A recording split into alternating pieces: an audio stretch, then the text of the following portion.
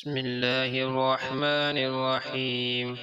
إلهي ما أحلمك على من عصاك، وما أقربك ممن دعاك، وما أعطفك على من سألك، وما أرأفك بمن أملك. من ذا الذي سألك فحرمته، أو لجاء إليك فهملته، أو تقرب منك فأبعدته، أو هرب إليك فدردته. لك الخلق والأمر.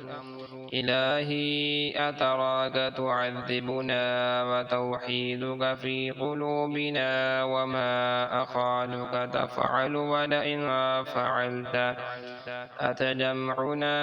أتجمعنا مع قوم طالما بغضناهم لك، فبالمكنون من أسمائك وما وارته الأدب من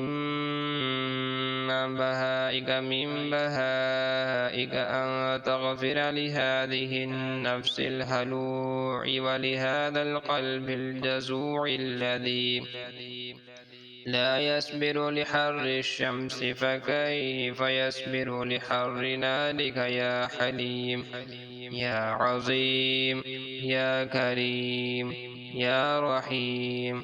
اللهم إنا نعوذ بك من الذل إلا لك، ومن الخوف إلا منك، ومن الفقر إلا إليك.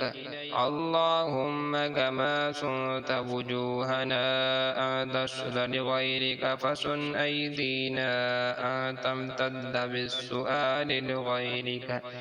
لا إله إلا أنت سبحانك إني كنت من الظالمين. والحمد لله رب العالمين.